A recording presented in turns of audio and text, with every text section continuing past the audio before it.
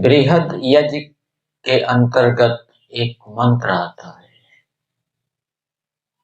ओम भूर्भुवः स्वाहा अग्न आयुषि पवस आ सुवोर्जमिष्म च नः आरे बादस्व दुच्छुनाम स्वाहा। इस मंत्र का अर्थ विचारेंगे। पहले तो ईश्वर की स्तुति की गई है। अग्न आयुषि पवसे, ये एक वाक्य। ये हे अग्नि, ये ज्ञान स्वरूप परमेश्वर, आप आयुओं को पवित्र करते हो, जीवनों को पवित्र करते हो। और दूसरा अर्थ किया है आयुषी का, आप अन्न आदि को पवित्र करते हो। तो परमेश्वर अन्न आदि को पवित्र करने वाला है। अन्न आदि को हम भी कुछ पवित्र करते हैं, लेकिन वहां पर भी कार्य की पूर्ण रूप से सिद्धि तो परमेश्वर की सहायता से ही होती है।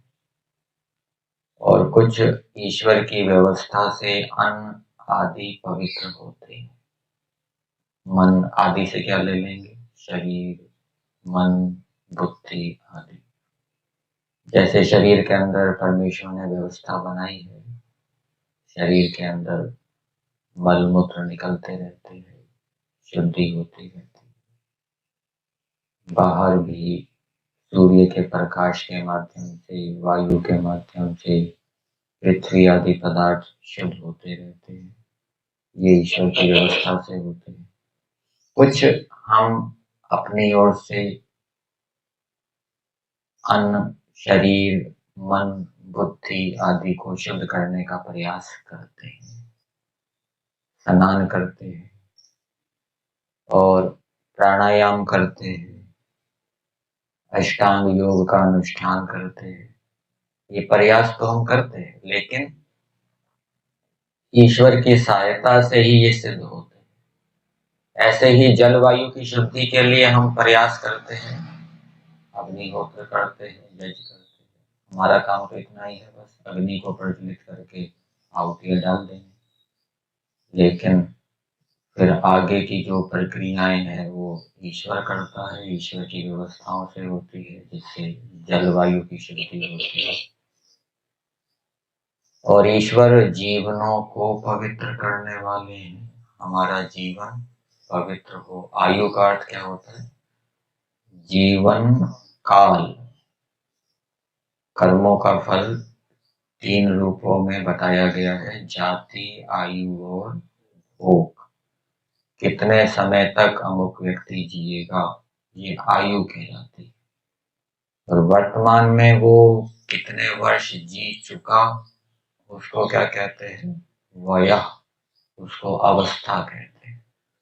तो ईश्वर जीवनों को पवित्र करने वाला है। जीवनों को पवित्र करने का मतलब हम जीवन के अंदर जो क्रियाकलाप करते हैं वो पवित्र हों, शरीर से, मन से, वाणी।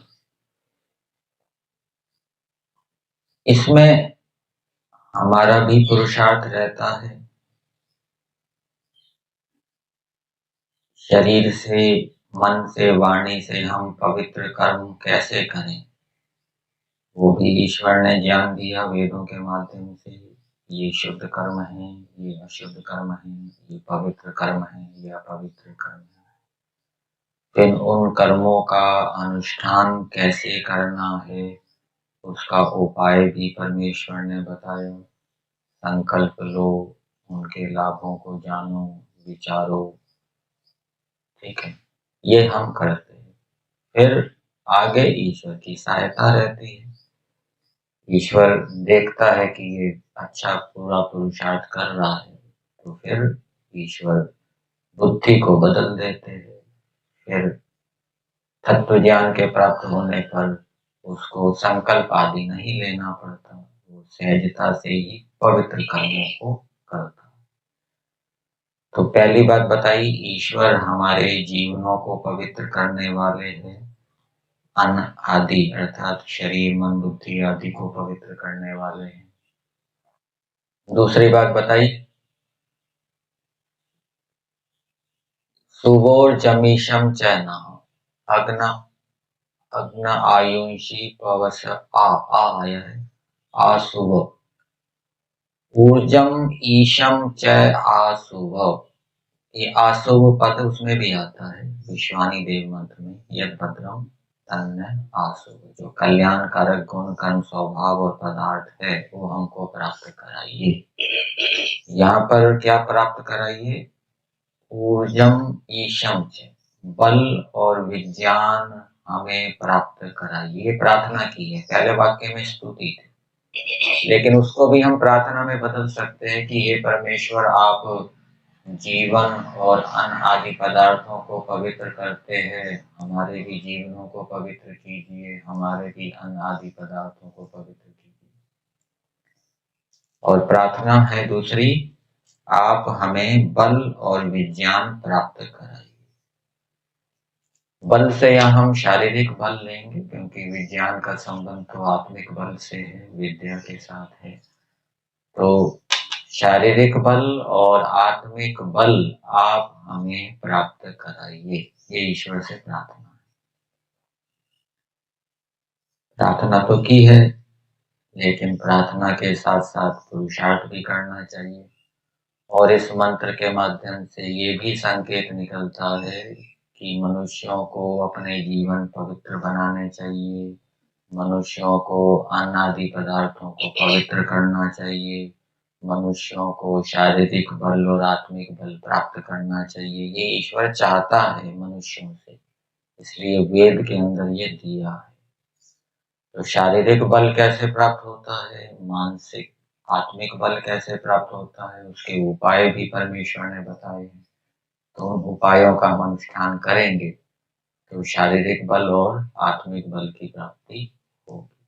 वो जो भी उपाय होगा वो धर्म पूर्वक होगा, धर्म से युक्त होगा, अधर्म युक्त नहीं होगा। तो तीसरी बात बताई, आरे बादस्व दुच्छुनाम स्वाहा। शून कहते हैं कुत्ते को। तो जो कुत्ते के समान हिंसक प्राणी है, मनुष्य आदि हिंसक प्राणी, उनको आप दूर या समीप में, आरे के दो अर्थ किए हैं, एक दूर और दूसरा समीप। वो दूर हो चाहे समीप में हो, दुष्ट व्यक्ति जो समाज विश्व राष्ट्र की हानि करते हैं, वो समीप में है अथवा दूर में है, आप तो सर्वव्यापक है, आप उनकी विशेष रूप से ताड़ना कीजिए। ये प्रार्थना है। ऐसी प्रार्थनाएं वेद मंत्रों के अंदर है। ठीक है, दुष्टों का समूल नाश कर दीजिए, मूल सहित नाश कर दीजिए जो दस्यु हैं। इसी प्रकार से जो दुष्ट हैं उनको आप विशेष रूप से ताड़ना कीजिए।